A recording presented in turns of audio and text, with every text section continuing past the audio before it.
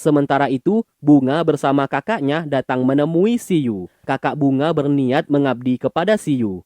Melihat itu, secara perlahan Siyu mendekati Bunga dan berbisik ia akan membalaskan dendam atas kematian Mawar, iblis kecil yang dibunuh oleh Bunga. Mendengarkan hal tersebut, Bunga langsung ketakutan dan memilih pergi. Siyu segera mengejar dan membunuhnya.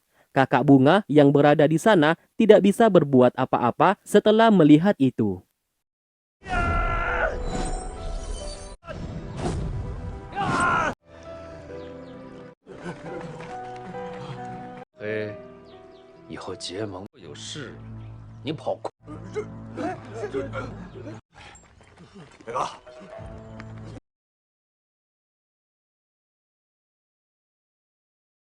Siyu akhirnya dibawa ke istana klan dewa, namun terlihat ia enggan untuk sujud memberikan hormat kepada kaisar, yang membuat para dewa lainnya yang berada di sana menjadi sangat marah kepadanya. Siyu justru menantang satu persatu dari mereka yang berani untuk melawannya. Alhasil mereka pun balik ketakutan. Kaisar yang tidak ingin ada kegaduhan di istana miliknya segera memberikan pakaian kepada Siyu dan diangkat menjadi menteri di klan dewa.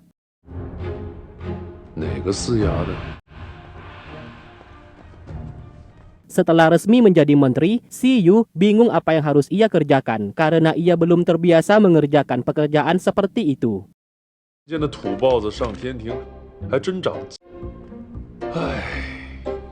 Siapa sangka Feng Ling juga dibawa ke istana atas perintah dari guru besar Wuji untuk menjadikannya sebagai pelayan dewa. Ia pun dilatih oleh pelayan dewa senior.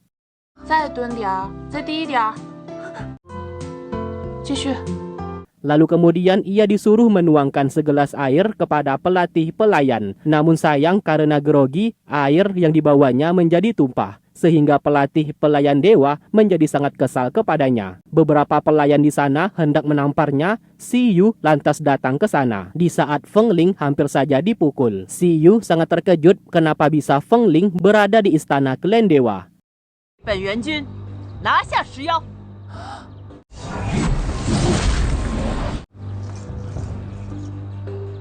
Tiba-tiba guru besar Wuji datang ke sana untuk menjelaskannya. Saat ini, Feng Ling masih belum tahu guru besar Wuji adalah Raja Iblis.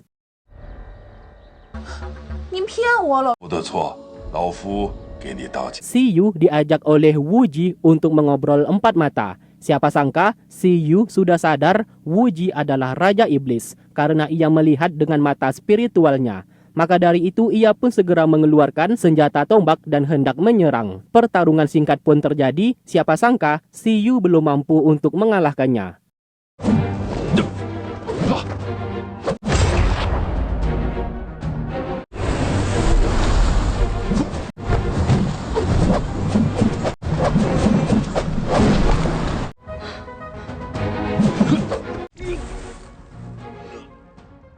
Setelah Siyu berhasil dilumpuhkan oleh Wuji, lalu ia berkata, Wuji tidak ingin bermusuhan dengannya. Alasannya mengajak bertemu, yaitu mengajaknya bekerja sama. Ia sudah tahu Siyu berniat menghidupkan Xiao Er kembali, iblis burung kenari, dan ia bisa membantunya.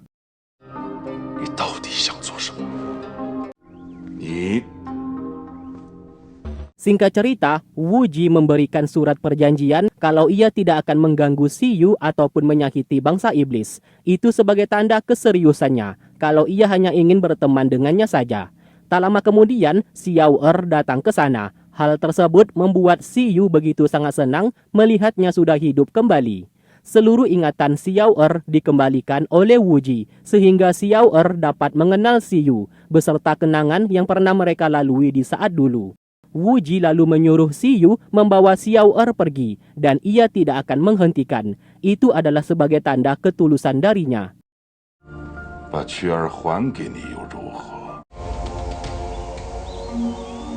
Setelah Siyu pergi membawa Xiao Er, terlihat jelas Wuji seperti merencanakan sesuatu hal yang jahat.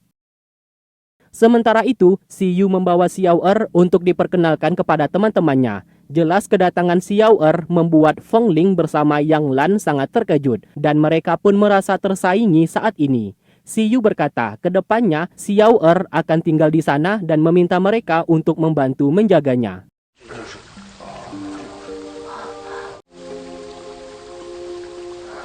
Lalu kemudian Feng Ling melihat Yang Lan yang sedang menyendiri dan menangis. Di sana Feng Ling sadar Yang Lan sangat menyukai Si Yu. Apalagi kehadiran Xiao Er saat ini akan membuat keberadaan mereka berdua akan tersingkirkan. Sesaat Yang Lan merasakan sakit di tubuhnya, yang dimana itu adalah racun yang telah lama ia derita dan masih belum sembuh.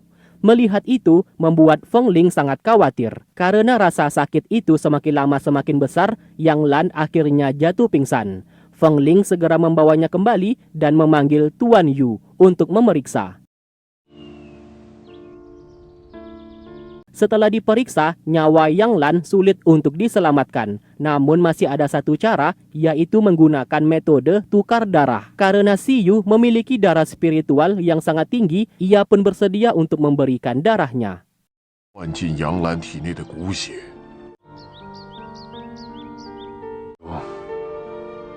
开始吧。 Sementara itu, Xiao Er duduk di kursi singgasana milik Yang Lan. Di saat Yang Lan sedang sakit, ia berinisiatif untuk menjadi pemimpin. Tak lama kemudian, beberapa iblis datang ke sana dan ingin menemui Yang Lan dalam memberikan surat informasi. Surat itu pun hendak diambil oleh Xiao Er, namun mereka tidak mau, kecuali Yang Lan yang membukanya. Karena mereka hanya menganggap Yang Lan adalah pemimpin mereka. Perselisihan pun terjadi karena Xiao Er egois dan bersikeras ingin mengambilnya. Tiba-tiba Yang Lan datang ke sana dan menamparnya sebab sudah kurang ajar.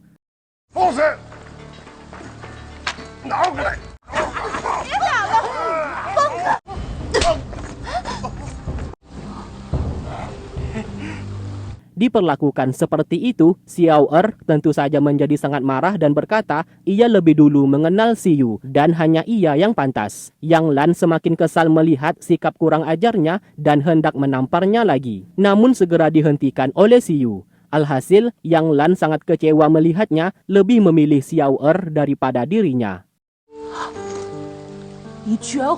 Singkat cerita, Si Yu menyusulnya untuk meminta maaf dan meminta Yang Lan agar mau mengerti posisinya saat ini. Yang Lan justru menamparnya dan akan menagih janji mereka. Di saat dulu, Si Yu sempat berkata akan mengabulkan satu permintaannya setelah mereka berhasil memenangkan pertarungan melawan klan dewa. Siapa sangka Yang Lan meminta untuk menikahinya. Mendengarkan hal tersebut membuat Si Yu langsung terdiam. Melihatnya seperti itu, Yang Lan menyadari ia tidak mau menikahinya.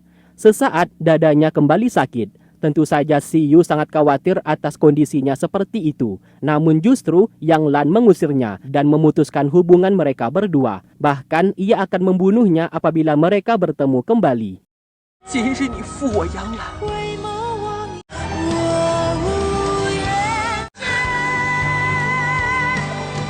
Singkat cerita, Yang Lan pergi ke sebuah kuil yang tidak terpakai untuk melarikan diri agar keberadaannya tidak diketahui oleh Si Yu. Tanpa sengaja ia melihat seorang pemuda sedang berdoa di kuil tersebut dan meminta untuk dipertemukan jodohnya. Melihat itu, Yang Lan melampiaskan kekecewaannya terhadap Si Yu dengan berencana untuk menikahi pemuda di sana. 圣母说今生无用，那便换一个。 命运赐予了我无比高贵的出身。 Sementara itu, Si Yu menghampiri Xiao Er. Ia berkata jujur, ia memang memiliki hutang budi kepadanya. Maka dari itu, ia berusaha untuk bisa menghidupkannya kembali.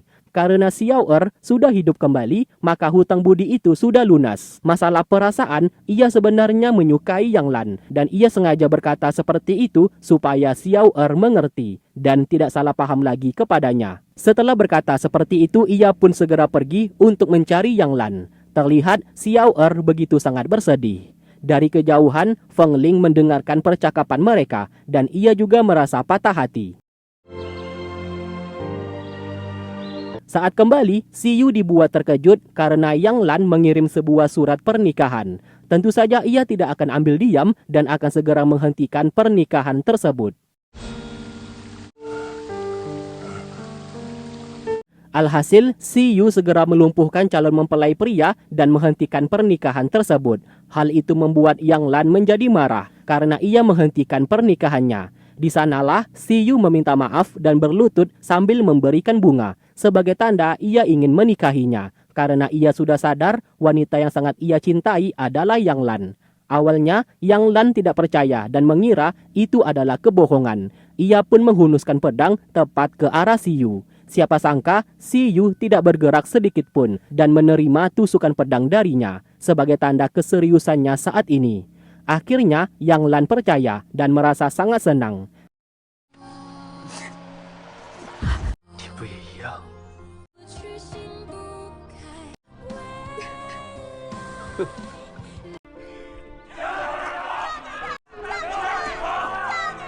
Alhasil, Kaisar Langit yang mendapatkan informasi mengenai Siyu yang akan menikah dengan Yang Lan menjadi sangat marah. Sesuai peraturan, dewa dilarang memiliki hubungan bersama iblis, apalagi sampai menikah. Karena itu akan merusak kestabilan 3 alam. Kaisar lalu memerintahkan untuk memanggil kembali Jenderal Beichen yang saat ini di tempat pengasingan untuk menjalankan tugas, yaitu membunuh Siyu. Dengan segera, pasukan klan dewa pergi ke tempat pengasingan dan menyampaikan dekret kaisar. Beichen diangkat kembali menjadi jenderal. Sebagai hadiah untuknya, apabila bisa menyelesaikan tugas tersebut, kaisar akan mengizinkan Beichen memiliki hubungan bersama Nichan.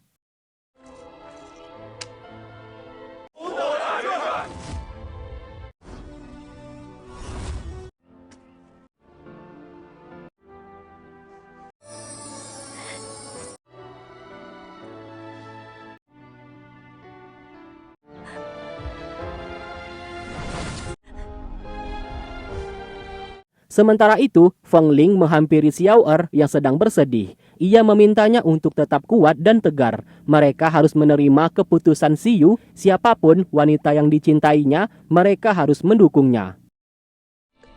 我应该替他感到高，我好难过，也无法留在他身边守。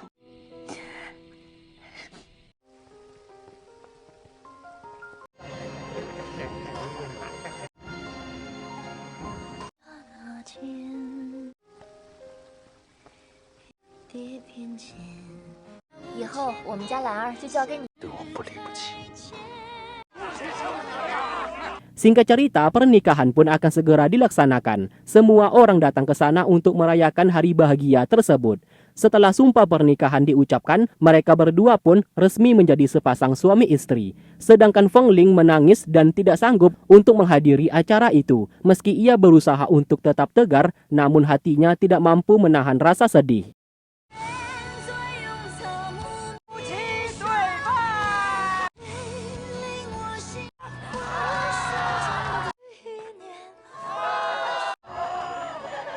Ling Yun sesaat menyadari Feng Ling tidak berada di sana. Ia pun mencoba mengecek keberadaannya menggunakan batu spiritual. Namun batu spiritual tidak bisa mendeteksi. Sadar Feng Ling dalam bahaya, mereka pun segera pergi untuk mencari. 师兄，不对头啊！命牌竟然没有反应。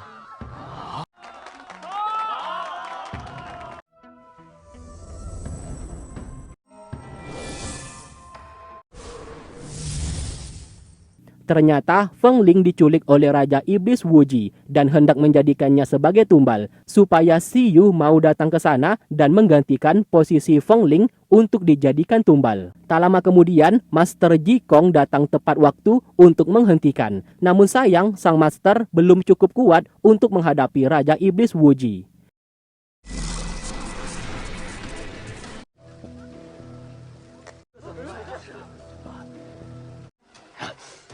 师弟，救风铃，走。走，快！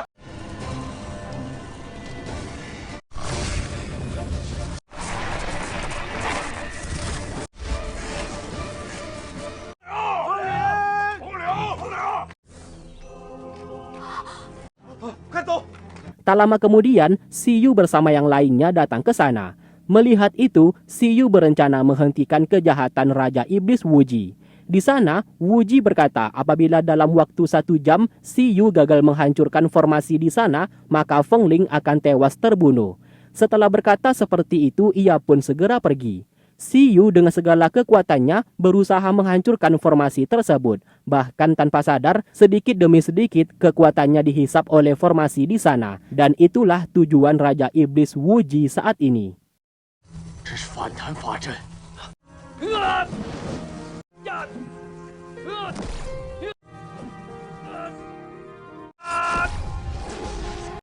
大功告成了。我怕不死。 Singkat cerita, Siyu berhasil menghancurkannya, namun sayang ia terlambat karena Fengling secara perlahan juga ikut musnah, yang membuatnya menjadi sangat murka kepada Raja Iblis Wuji.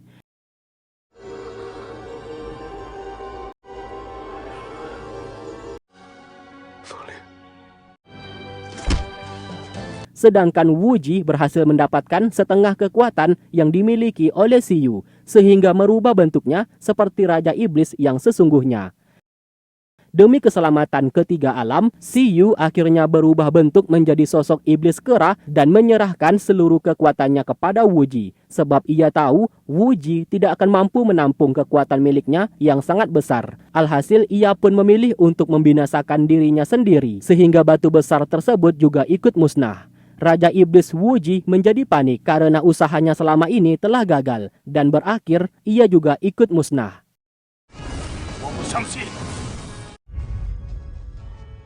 Semua orang sangat bersedih, termasuk Yang Lan, karena mereka baru saja selesai menikah. Dan film pun selesai. Oke, terima kasih buat kalian yang sudah stay tune terus di channel ini dan menunggu video-video yang aku upload. Sampai berjumpa di alur cerita film yang lainnya. Wassalamualaikum warahmatullahi wabarakatuh. 谢谢你啊，风铃。